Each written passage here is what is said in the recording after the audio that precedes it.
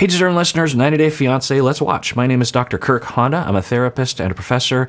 If you're a cast member of any of these shows and I'm commenting about you, keep in mind that I'm really only seeing a snippet of what is being presented. And so, take it with a grain of salt. Obviously, you want to seek assessment from an in-person clinician and not rely on me for that sort of thing. Let's watch. Andrei. I mean, hello. Anybody can see that. She couldn't even come alone today. Are you gonna just congratulate your sister first about the pregnancy, or you're just gonna be like what you are? Was that your plan? Not gonna do it? You wanted us to come so we could wish you guys a congratulations. Premeditated. We It's can way see of an through invitation. it. What are you What's talking about? premeditated? We can see right through. See right through what? I mean, I'm not them. I'm not in this family, but I don't understand what's happening. So to catch you up, Libby is pregnant, and they had a falling out with the sisters about a month ago, it sounds like, when the sisters were laughing about having Andrei deported. And that was one of the most awful things. I mean, we've seen a lot of awful behavior on this show. That, for me personally, that was extreme. The way she said it, the what she's saying, and the way Libby reacts, she's like, wait, what? You're laughing? You think it's funny to have my husband deported, which means that either I have to leave the country for the rest of my life, or me and my child will not have my husband, my child won't have her father. Like, what are you talking about? You're just joking about that? And why? And so they had a falling out, and now Libby is reaching out, trying to reconcile. And the sisters are upset that they found out that Libby was pregnant on social media. And instead of, there's so many other ways they could approach. I mean, I don't know. But given what we're seeing on the show, what I would imagine myself doing would be to say something like, I'm sorry for being a very big jerk face over the past few years. I have a very distorted perspective of everything. And I understand why you didn't tell me about being pregnant, but it did hurt when I did see it on social media. But I just want to say congratulations. It sounds like, it's good. It's fun. Let's try to reconcile, something along those lines. But they're coming out of the gates saying this is what is premeditated? So by premeditated, meaning like you knew you were going to do something, which was what? You're going to meet up with us? And I don't understand. Through it. It was calculated. You guys are so calculating, and we can see right through it. What is calculated? Let's get pregnant and post it and not tell our family, and then say, oh, are you going to congratulate us? Oh, okay. So premeditated in that it's a setup to make the sisters look bad, I think. So that's what she thinks is happening. So, okay, well, projection. We often use that term in popular culture that isn't exactly in line with the psychoanalytic term, which is that we project parts of ourselves, unwanted or shameful aspects of ourselves, impulses of ourselves or personality traits or something, thoughts, wishes, behavior. So a classic example is you have someone who has cheated on their partner, but they project and they hate that about themselves, or they're having some conflict about the fact that they've cheated on their partner. It doesn't align with how they see themselves. They see themselves as being a good person, and so they don't like that aspect. They don't like that behavior. They don't like that tendency, and so they project it onto their partner and attack their partner. You're cheating on me. I know it. You're cheating. That kind of thing. When it's like you're the one that's cheating. So I don't know. But when people will accuse someone else of being calculated and conniving and unfair and all these horrible, kinds of adjectives, it's possible that you actually know that you're like that yourself, and you don't like that about yourself, so you project it. We posted this on our Instagram, but you didn't bother to tell us. Me, Libby, and Becky have always been very close, and I found out Libby was pregnant at the same time the entire world did. So I just feel like at that point, is that how you feel about us? Like we're not anyone special to you to have us find out the same time as a random Joe Schmo does? Now, you would imagine that there would be some acknowledgement, some awareness of why she might have temporarily cut you out of her life. Now, maybe Libby did do it passive aggressively. I don't know. I thought we heard a conversation between Andrei and Libby where they're like, well, we need to tell them, and the dad, where they're like, well, we need to tell them so they don't find out about it on social media, so we can't post about it on the social media. But anyway, I think I'm a little confused. Maybe I missed something. But you think there'd be some awareness, like, from the sister saying, like, well, I don't agree with what she did, but we did have a big fight the last time we talked, and maybe that's why she didn't want to tell me. But they're convinced that it's this premeditated manipulation or something like that, which is interesting. And I'll throw this out there as well, that the family seemingly has an overall issue, probably going back decades, if not generations. And one of the solutions, seemingly, I can't know, obviously, because to fully assess a family, I'd have to talk with them all for a while in person. But from what we're being presented on the TV show, it seems as though there's a possibility that the way that they cope with the problem in this family, whether it's alcoholism, drug addiction, conflict, divorce, something, is to enmesh, is to become the same. You are all on the same page. You must do what we do. You can't think thoughts that are outside of us. You can't do things that are outside of our system, because when we are one, then we don't fight, essentially, right? And I can depend on you to be in my corner, right? But you have to give up yourself. Everyone has to give up their selves. And Libby, over time, has been differentiating. She's been saying, look, I want to be with you, but I'm not going to go along with that. And when that happens, seemingly, when she rationally is like, I love you and I want to be with you, but I'm not going to go along with that aspect, then there's an extreme reaction against her. And they also frame it, I didn't show this clip, but they're convinced that it's not Libby, it's actually Andrei. We've been over this before, right? That Andrei is the one that is causing everything that Libby is doing. If anything, Libby is pushing back in her way, and most of the time she's not agreeing with Andrei. Andrei wants to really go out or completely reject, and Libby's like, no, it's not really. So Libby's not going along with what Andrei wants, right? And I don't think Libby, I think she has a good enough head on her shoulders where she's like, look, Andrei, he's reactive. He's got issues. Sometimes he is in the right ballpark, but he can really fly off the handle sometimes. I'm more steady. So I think Libby really is acting from her own volition. Now, maybe Andrei is helping her to stand up to her family in some ways. I don't know. But this delusion that somehow everything that she's doing is a product of Andrei's control of her, it doesn't look that way to me. You know, so it's hurtful. Like, Libby would not have made that decision on her own, period. Well, you're becoming stranger more and more, so... Well, that And is whose fault true, do you think that and is? that's not our fault. Okay, Pamela. Okay, so what next? Pamela? Yes. So now everything that I say, I'm like someone else that you don't get along with? Well, you're following her lead. I feel that the whole roots of these problems are coming from Libby's mother and Pam. She's the one that started all of this kind of... Yeah, so it's possible that that actually is an accurate or a viable conceptualization.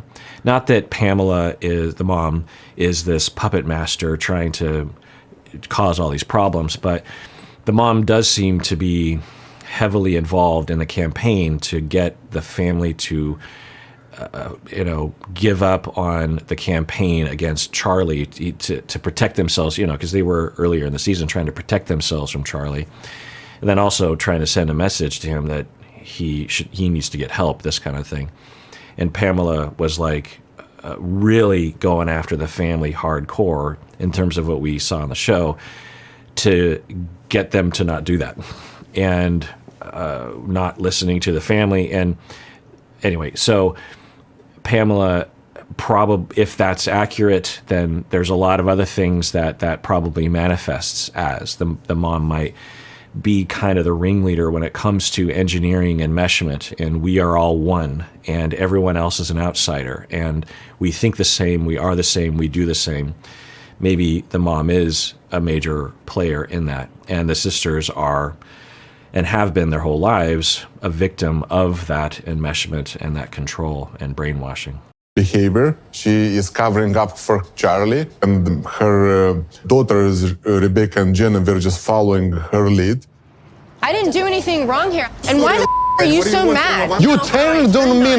And we've already been over this as well, that because Charlie is being scapegoated by the family temporarily, and now the mom has engineered Charlie to not be scapegoated, they need a scapegoat. The system clearly needs a scapegoat, and Andrei is the obvious choice because he stands up and says, I'm going to do things that is going to allow everyone to scapegoat me and say that everything is my fault. And so he's playing right into that, and Libby is just sitting there going, how is this happening? But anyway, yeah, I can't imagine this conversation getting any better or more functional. I wonder what Libby will do. I could see her after this saying something like, well, maybe I should meet with my sisters alone. Maybe that seems probably what'll happen. But I can't imagine that going well either. The sisters seem extremely dug in, maybe even more so than they were in the past. So I just can't imagine that this is going to pan out well. Like, because you said you're going to stay until the Exactly. Charlie problem is going to get solved, so you don't get that toxicity into the family.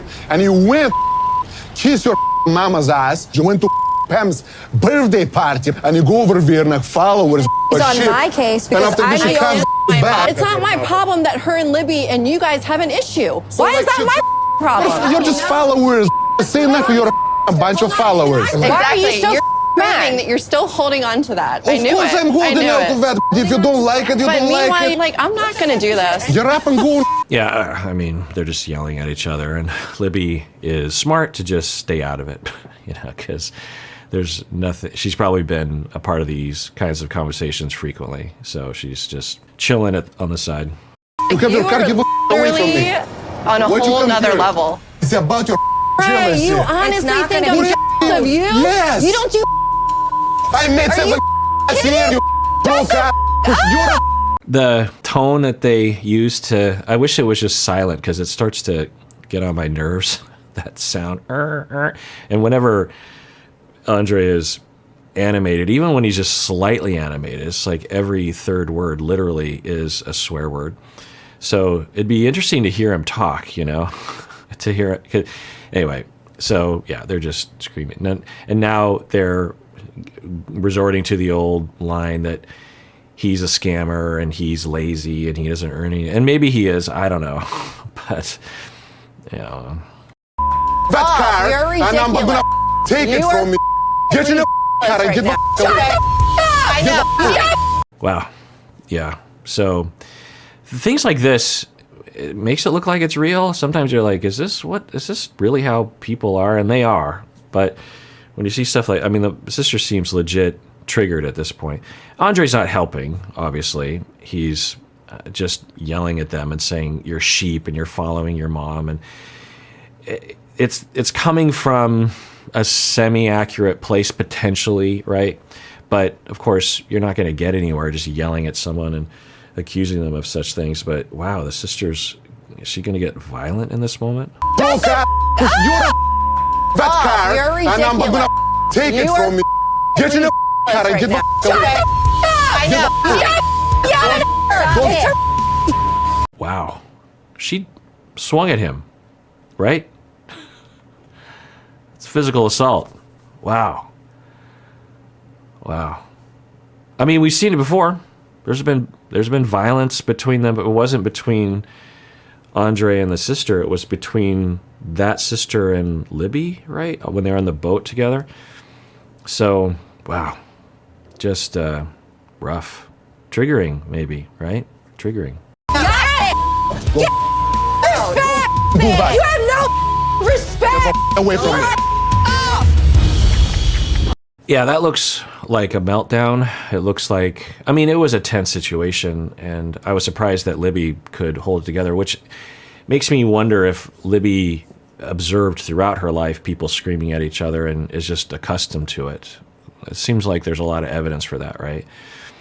So, yeah. Wow. Yikes. So, what? Maybe this will be the catalyst for Libby and Andrei to be like, yeah, it sucks, but let's just have a chosen family. You know, there's a movement I remember in the 90s when, I don't know when it began, but for people that had a lot of conflict with their family of origin, they would have a chosen family. They would have people in their lives who's like, okay, I can't deal with my family of origin, but you are now my surrogate mom, you know, you're my surrogate siblings, that kind of thing. And when we do Thanksgiving or something, I'm going to have my Thanksgiving with my chosen family, not my biological family, because I need family, but I can't depend on my family of origin for that. So maybe Libby and Andrei will do something like that. And he doesn't give a about you either. You don't give a about that. You are his chess piece. Because you're It's following. disrespectful when you're literally You're disrespecting following, him right now. Rebecca. You're a follower. Dude, I understand that if it makes you feel better at night to make up in your head about everybody in our family, sure. Delirious, but it just shows Rebecca, how weak of an individual You're you delirious. are. And you're walling yourselves in, and you're not knowing what's actually happening to yourself. You're literally excluding yourselves from it.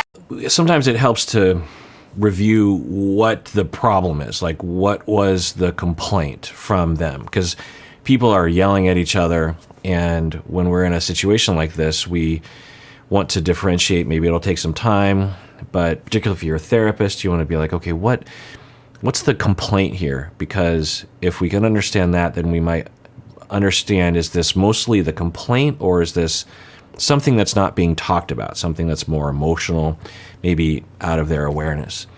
So in terms of what we've seen on the show, the complaint is that they chose not to go to the birthday party because Charlie was possibly going to be there, likely to be there, and they all decided, including the sisters, that Charlie has a problem, and that in order to protect themselves from him, and possibly to send a message to him that he needs to address his problem, they were not going to go to the birthday party. That was it. They were also not going to hang out with Charlie, as I think they had all decided, or many of them had decided for a while. So that's the complaint. And then the sisters were trying to convince her to actually, and then the sisters relented because the mom seemingly was pressuring them. The sisters decided to go to the birthday party. That's it. It's just the birthday party with Charlie. And then Libby's like, I don't want to go to the birthday party because that was our agreement. Remember how we all decided that was what was best for us? So that's and then because the sister told Libby, I hope that your husband gets deported, ha, ha, ha, ha, ha. Like, she seemed to be legitimately saying that. And it was consistent with a lot of other things that she said. Libby took a break from the relationship for a bit, and during that time found out she was pregnant, posted it to social media. So that's what this is all about. That's the complaint. It doesn't seem like the violence is commensurate with that complaint to me. So this is something else. There's something else going on here. Could it be enmeshment? Could it be scapegoating? Could it be desperation? Could it be self-shame? I don't know. Something's going on, something that we don't know about. Now, they will say, well, but, you know, Andrei is controlling everything. He's the puppet master. He's abusing Libby, and we need to get Libby back or something. And it doesn't look that way, but, you know, it could be that.